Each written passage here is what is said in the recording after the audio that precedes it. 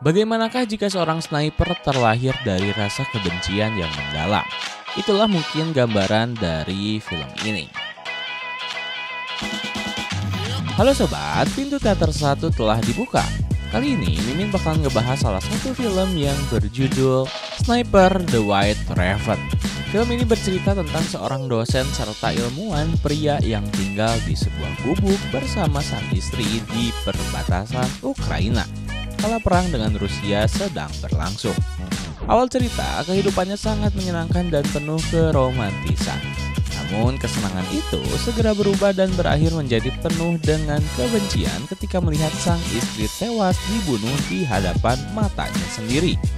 Lantas, pria yang asalnya bekerja sebagai dosen tersebut memutuskan untuk berpindah haluan menjadi seorang tentara sniper yang bengis dan tanpa ampun, dengan niat ingin mengusir tentara Rusia dari tanahnya sendiri.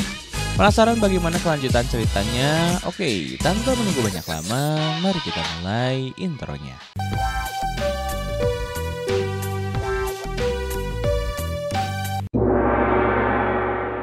Scene diawali dengan pasangan suami istri yang terlihat tinggal di perbatasan Ukraina. Sang suami yang bernama Raven kala itu hendak pergi untuk bekerja. Dia adalah seorang dosen di salah satu universitas Ukraina. Sesamanya di kampus, sebelum mengajar, Raven sempat melihat berita di mana Rusia dan Ukraina sedang dalam keadaan berperang. Dan beberapa wilayah di Ukraina sudah berhasil diambil alih oleh tentara Rusia. Sementara sang istri ada di rumah sedang membuat sebuah jimat. Raven memulai kelasnya. Terlihat kalau dia adalah seorang dosen yang mengajar ilmu fisika dan sangat cerdas di bidangnya itu. Seberesnya mengajar dan pulang ke rumah, Raven dan istri didatangi oleh wartawan. Diketahui kalau Raven ternyata bukan hanya seorang dosen, namun juga seorang ilmuwan matematika, fisika, dan ekologi. Wartawan yang datang kala itu berniat untuk mengetahui apa alasan Raven dan istri pindah ke perbatasan yang tak ada seorang pun tinggal di sana. Lalu Raven pun menunjukkan bagaimana tempat tinggal yang dia bangun. Dan pada malam harinya mereka berdua pun bersenang-senang layaknya dua burung yang bebas mengudara. Di sisi lain pada malam itu terlihat beberapa pasukan Rusia sedang melakukan pergeseran pasukan dan masuk ke perbatasan Ukraina. Sementara di pagi harinya Raven kembali menjalani aktivitasnya sebagai seorang dosen dan meninggalkan sang istri di rumah. Tetapi di saat perjalanan menuju ke kampus, Raven sempat melihat dua orang tentara Rusia tadi sedang beristirahat di sana. Tentu saja Raven tak mengenali dari mana tentara itu berasal, karena para tentara sudah melepaskan emblem baju mereka. Setibanya di kampus, Raven lagi-lagi sempat melihat berita di TV yang memberitahu kalau pasukan Rusia telah memasuki perbatasan Ukraina dan menyerang beberapa penduduk. Sontak Raven langsung teringat pada istrinya di rumah dan tentara yang tadi dia sempat temukan di jalan. Lalu dengan segera Raven pun kembali ke rumahnya. Dan benar saja, sesampainya di rumah Raven langsung menemui sang istri sudah tergeletak di tanah sambil dipukuli oleh dua orang tentara Rusia. Sontak keduanya pun jadi bahan pukulan para tentara tersebut yang menganggap kalau Raven dan istri adalah mata-mata alias intel. Namun ketika dilihat ke dalam rumah, anggapan tentara itu ternyata salah. Mereka hanyalah warga sipil biasa yang tinggal di perbatasan. Sontak salah satu tentara langsung membakar rumah mereka dan pergi dari sana. Namun ketika hendak masuk ke dalam mobil, istri Raven tiba-tiba berdiri dan berniat melemparkan batu kepada tentara Rusia. Sial, tentara Rusia itu lantas tak tanggung-tanggung untuk membunuhnya. Hidup Raven kini sudah tamat. Dia kehilangan istri dan juga rumahnya. Bahkan ketika itu diketahui sang istri sedang hamil muda. Lantas pada keesokan harinya, dua orang relawan militer Ukraina mendatangi Raven dan mayat sang istri. Beruntung mereka pun bersikap baik pada Raven dan membantu proses penguburan sang istri. Lalu Raven juga sempat mengambil jimat yang telah dibuatkan oleh sang istri. Kemudian Raven selanjutnya dibawa oleh dua relawan militer tadi ke sebuah kamp pelatihan khusus para relawan militer Ukraina. Kala itu, dua orang relawan tadi langsung melapor kepada pimpinan camp dan hampir-hampiran Raven disuruh untuk dikembalikan lagi ke tanah luas di perbatasan. Namun, setelah menunggu di mobil, Raven keluar dan hendak mengambil senjata yang sedang tergeletak di meja. Tentu saja, komandan di sana langsung menghadang Raven. Tapi dengan tatapan mata penuh dengan rasa kebencian, Raven pun berkata, "Aku ingin para tentara Rusia itu pergi dari tanah ini." Sontak, Raven pun singkat cerita langsung diperbolehkan untuk bergabung dengan kamp relawan di sana. Tentu saja dengan segala pertimbangan dari komandan. Selanjutnya, Raven pun lantas secara resmi bergabung dan mengikuti pelatihan-pelatihan yang ada di camp tersebut. Hingga pada suatu malam diperkenalkanlah nama Raven sebagai nama samarannya. Tak lupa Raven juga diajarkan cara bela diri, merakit senjata, mengolah fisik, dan juga merangkak. Dia senantiasa terus berlatih dengan tak kenal pagi, siang, ataupun malam. Hingga akhirnya Raven sendiri bisa merakit senjata AK-47 dengan waktu singkat. Lalu di suatu kesempatan, komandan latihan ketika itu mengumpulkan seluruh relawan. Lantas, komandan mengumumkan kalau tentara Ukraina masih kekurangan pasukan sniper di garis depan. Mendengar hal tersebut, beberapa orang lantas mengajukan diri untuk menjadi seorang sniper. Begitu pula dengan Raven. Namun, belum juga selesai, Raven kemudian disuruh duduk lagi karena komandan tak percaya dengan kemampuan Raven. Karena merakit senjata saja tidak bisa. Akan tetapi keinginan tinggi Raven kala itu tak mudah untuk dipatahkan. Dia lantas ingin membuktikan pada semua orang bahwa dia telah cukup mampu untuk lanjut menjadi seorang tentara Ukraina. Lantas, komandan pun memberikan izin untuk Raven memperlihatkan kelihayannya dalam merakit ulang senjata AK-47. Dan setelah diberikan waktu selama 20 detik, ternyata benar. Raven bisa menyelesaikan dalam waktu 18 detik saja. Dari situ lantas Raven pun langsung dibawa ke camp yang khusus melahirkan para sniper profesional Ukraina. Di sana Raven pun diberikan pelajaran dan penerangan soal seorang sniper. Namun saat memasuki pembagian senjata, Raven dibedakan dengan yang lain. Seharusnya dia mendapatkan senjata sniper yang sama seperti rekan-rekannya. Namun kali ini dia justru diberikan sniper kayu yang lebih sulit untuk belajar. Dan pada hari-hari selanjutnya, Raven juga diberitahu kalau seorang sniper haruslah memiliki tingkat ketenangan yang lebih daripada pasukan lain. Karena dia harus tetap tak terlihat dan meminimalisir setiap pergerakan. Bahkan lebih baik kalau sniper ditembakkan di saat senapan rundu juga sedang menembak, agar suara sniper bisa tertutupi dan tetap tak terlihat. Namun ketika praktek lapangan, tiba-tiba pelatih menutup skup senjata para sniper. Yang lainnya tentu bisa melewati ujian tersebut. Sayangnya tidak dengan Raven. Tembakannya nyasar jauh dari target karena senjata miliknya hanyalah sniper kayu biasa. Awalnya dia berargumen pada pelatih, namun pelatih berkata kalau beberapa ada yang pernah berhasil menggunakan senjata tersebut. Setelah hari-hari pelatihan telah Raven lalui, kemudian masuklah Raven di ujian yang sesungguhnya, yakni menembak dalam keadaan malam hari. Ketika aba-aba telah dilontarkan, seluruh sniper lantas menembak, namun tidak dengan Raven. Ketika pelatih mengatakan ujiannya telah berakhir, ternyata Raven belum menembak. Alasannya karena pada saat aba-aba diberikan, terdapat cahaya suar yang membuat penembak lebih mudah mengendarai target. Lantas ketika Raven telah menembak, hasilnya sangat memuaskan. Pelurunya tepat mengenai sasaran tembak. Kemudian, pada keesokan harinya, komandan latihan pun membagikan hasil dari pelatihan selama ini, sekaligus tempat penugasannya. Diketahui kalau Raven langsung ditugaskan di kompi pertama, yang dimana itu artinya Raven ditugaskan dan diangkat menjadi tim sniper profesional. Lanjut pada malam harinya, terlihat jika para pasukan Ukraina sedang dikirimkan menuju medan perang.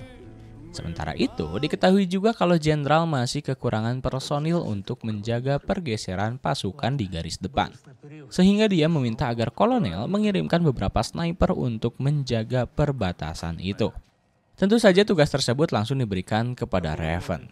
Lalu, scene berpindah di mana Raven dan pasukan Ukraina sedang bersiap melakukan penyerbuan untuk mengambil alih jembatan yang menghubungkan jalan, agar para pasukan Ukraina yang lain bisa mengambil tempat yang strategis nantinya. Sesaat ketika dua sniper dan para pasukan serbu sudah siap untuk penyerangan, tiba-tiba rencana mereka harus berhenti sejenak karena satu mobil sipil mendekat ke arah target.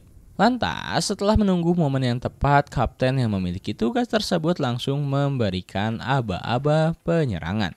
Dengan hitungan detik, semua musuh dapat dilumpuhkan. Tapi misi belum selesai sampai di situ. karena satu orang tentara Rusia masih memegang pistol dan menyandera satu orang sipil. Beruntung, tembakannya tepat mengenai target sehingga misi pun berhasil dijalankan. Dan untuk pertama kalinya, Raven menuntaskan targetnya dengan sempurna. Di sisi lain, kita diperlihatkan seorang sniper Rusia yang kala itu sedang mengintai sniper asal Ukraina, yang tak lain adalah rekan Raven sendiri kala masih di pendidikan. Terlihat dua orang sniper Ukraina itu sedang mencoba untuk melewati sebuah perbatasan. Namun, sniper Rusia yang sudah lama berjaga di wilayah tersebut telah mengetahui pergerakan musuhnya. Dia pun lantas segera merekam aksinya sebelum melepaskan sebuah tembakan yang begitu dahsyat. Lanjut, disinyalir kematian satu rekannya membuat pasukan sniper Ukraina termasuk Raven sangat terpukul. Tatapan matanya begitu menggelora karena rupanya sniper tersebut adalah sahabatnya sewaktu di camp pelatihan. Mengetahui hal tersebut, seorang kapten yang bernama Gregory lantas segera ditugaskan untuk menyerang balik sniper musuh. Ukraina kali ini harus menemukan sniper Rusia itu yang sudah membunuh rekan Raven. Karena tugas ini semakin sulit, di mana senjata yang harus dibawa adalah senjata berat, juga membawa sebuah kendaraan berlapis baja yang dapat ditembus dengan mudah. Raven dan pasukan penyerbu kemudian kembali ditugaskan untuk mencari sniper Rusia tadi. Dengan semangat juang yang tinggi, mereka berangkat di waktu petang agar musuh tak dapat mengetahuinya. Lalu, setibanya di lokasi terbunuhnya rekan Raven itu, mereka semua langsung membagi tugas. Di antaranya ada yang memasang sebuah bom di beberapa titik yang sering dilewati oleh musuh. Setelah lama menunggu, akhirnya Raven dan Kapten Gregory menemukan beberapa tentara Rusia yang sedang berpatroli. Raven sebagai sniper sudah meletakkan arah tembaknya pada pemicu bom. Lantas saat tentara Rusia telah masuk ke dalam perangkap, bom pun diledakkan. Singkat cerita, misi demi misi telah berhasil diselesaikan oleh Raven, seorang sniper profesional yang sebelumnya diremehkan banyak orang. Di lain waktu, rombongan tentara Rusia tengah membawa amunisi ke gudang senjata mereka. Seorang sniper Rusia yang tadi telah membunuh rekan Raven tentu ditugaskan kembali untuk mengamankan wilayah zona perang yang akan dilewati konvoi mereka. Namun beruntung, sebelum rombongan musuh itu sampai, alhamdulillah Raven dan Kapten Gregory telah lebih dulu sampai ke zona perang tersebut, sehingga mereka dapat lebih dulu bersiap siaga di garis perang. Akan tetapi, ketika sedang dalam waktu menunggunya itu, tiba-tiba Raven melihat dua orang yang waktu dulu pernah membunuh istrinya. Sontak, Raven langsung kehilangan akalnya dan ingin buru-buru membalaskan dendam kesumatnya tersebut. Api dendam yang selama ini dia tahan-tahan akhirnya telah sampai pada waktunya. Namun, keadaan kala itu sangat tidak mendukung sama sekali. Kapten Gregory juga telah menahan-nahan emosi Raven. Ia juga menekankan agar Raven tak menarik pelatuknya, karena akan membahayakan nyawa mereka. Sekaligus misi pun akan gagal. Namun, tak disangka-sangka kesabarannya seakan telah hilang. Raven akhirnya menarik pelatuknya dan berhasil membunuh kedua pria yang telah membunuh istrinya. Sontak, suara desingan peluru langsung terdengar oleh musuh. Tentu saja sniper Rusia yang menjadi musuh bebuyutan Raven langsung mengarahkan senjatanya pada Kapten Gregory. Sehingga sayang seribu sayang, Kapten Gregory pun harus mati di tempat. Dari kejadian tersebut, maka posisi Raven telah benar-benar diketahui oleh musuh.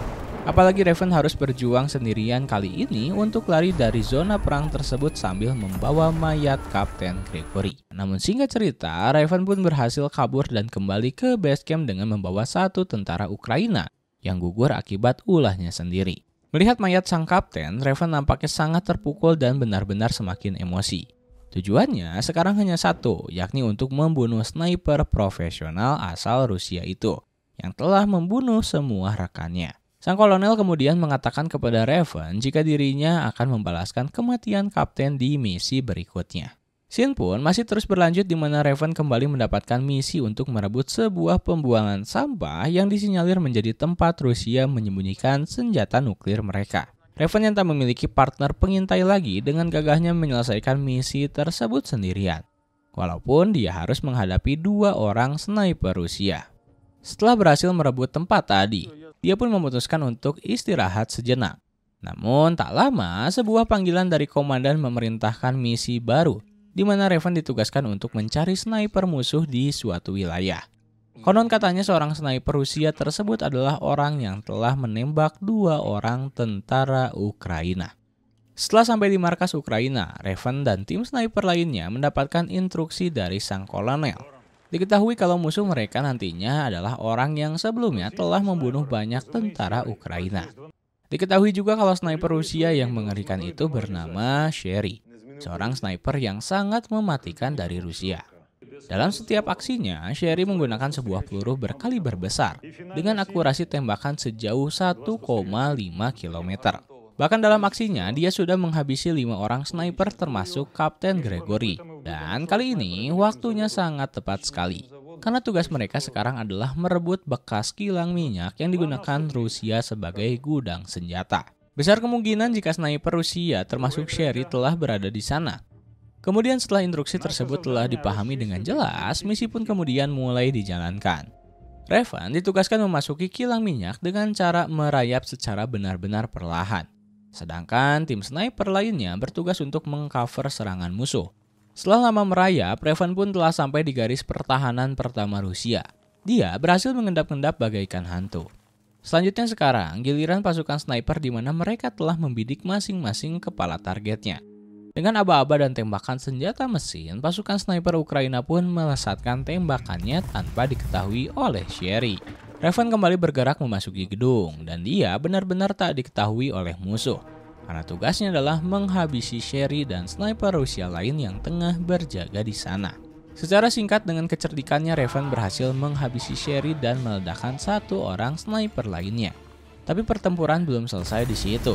Karena tanpa diduga-duga, pasukan Rusia tiba-tiba datang ke kilang minyak tersebut. Sehingga Raven terpaksa harus membidik seorang kapten Rusia agar pasukan Rusia nampak kacau. Tentu saja baku tembak pun terjadi. Tapi alhamdulillah peperangan gerilya tersebut berhasil dimenangkan oleh pasukan Ukraina. Setelah semuanya mereda, Raven pun kemudian meminta izin untuk pergi sebentar. Bukan untuk buang air kecil, melainkan mengunjungi rumah gubuk dulunya yang terdapat tak jauh dari kilang minyak tersebut. Tentu saja Raven mengunjungi makam sang kekasih, kemudian mengenang mendiang sang istri dan bahkan dia masih bisa melihat batu-batu yang dulu pernah disusun serta dibuat oleh istrinya. Dan di akhir cerita, Raven kembali mendapatkan tugas-tugas yang berat. Terlihat sekarang Raven sedang dalam mode kamuflase di dataran bersalju. Hal ini juga sekaligus membuktikan kalau Raven masih belum terkalahkan sebagai sniper profesional dan terus ditugaskan untuk menghabisi sniper-sniper hebat di luar sana. Dan film pun tamat.